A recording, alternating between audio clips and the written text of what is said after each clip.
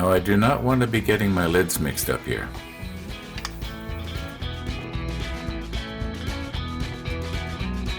When I was first thinking about getting an airbrush, I was doing a lot of watching stuff on YouTube, and one of the episodes that I watched on YouTube was from a guy, I believe he owned a hobby store or worked in a hobby store, and he was saying that with these Tamiyas, what he does is he thins it out so that it just comes up to about there, and then it's just about right for the airbrush. So I've been doing that, and I found, yeah, it seems to work pretty good.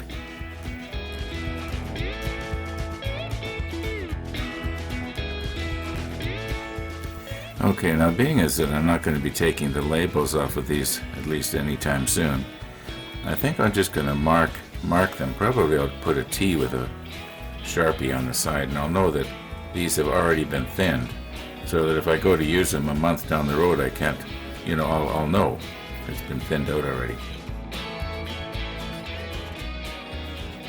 Okay, T for thinned.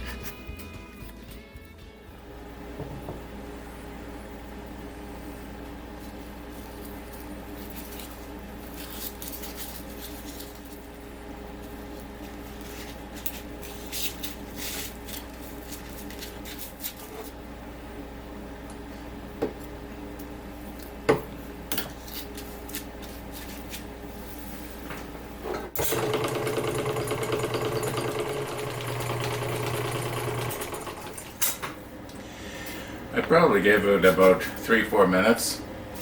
This little bottle, who knows how long ago it was actually manufactured. Yeah, that should have shaken it up really good. This black one that I'm probably not going to use for a while, I won't open that. I'm not going to do a test on that. I don't want to get these mixed up here. That's how I do it. Now, I just realized here when I edited out that last scene, I didn't really show you what I meant by it. You couldn't really see the level too good. In other words, I fill it up to about here. In other words, where the bottle stops and the neck starts. Okay, so this is number 66.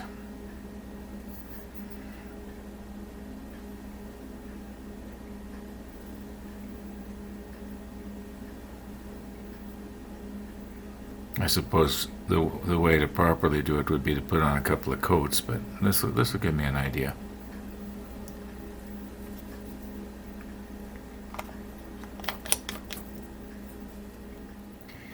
And of course I was very careful to, thoroughly wash out my brush in between each one. Now, isn't that funny? I would have thought this one would have been darker.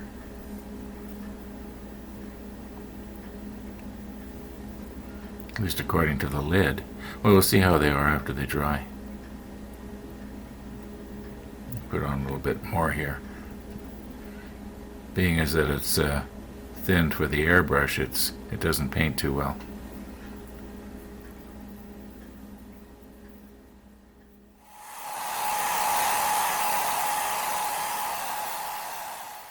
Now, I often wonder if after using a hairdryer to rush it like that, did I possibly change the color? You can see around the letters there where it's still a little bit wet. Yeah, but for the most part it's, well, this was there from before. Let's try this finger.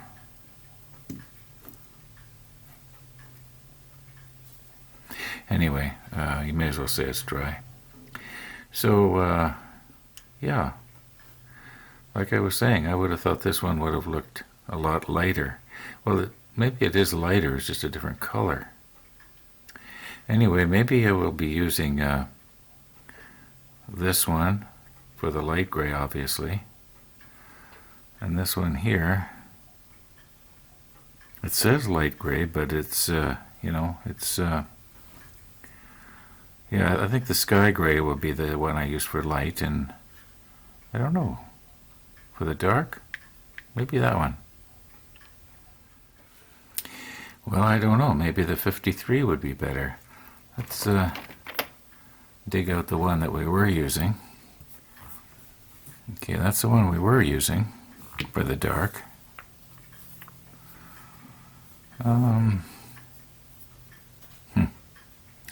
Maybe the 53.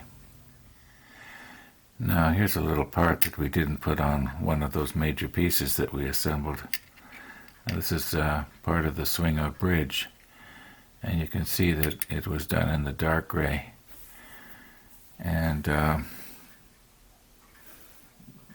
thinking that the color probably matches best. The 53 probably matches the color best. However, the 66 would be the, if you were to look at this in black and white, I think it might look, I don't know, yeah, I'm going to go with the 53.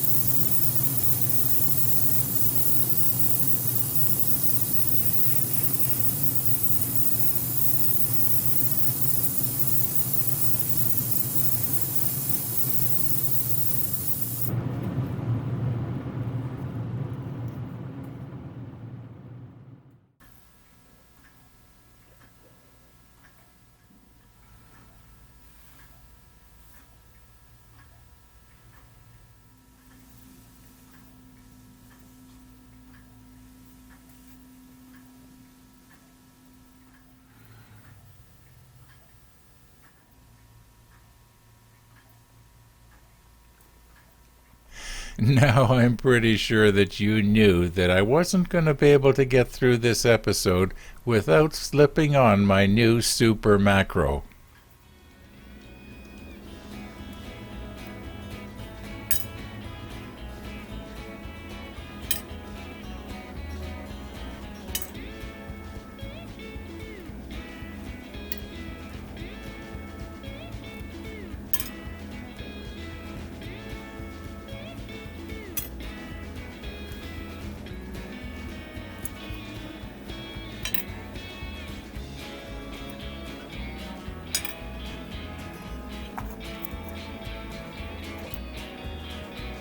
Now this piece here, we have to paint it the light gray. Not the inside, of course, but the outside. So I think I'm going to be doing that tomorrow, all being well. So thanks for watching, and all being well, we will see you tomorrow.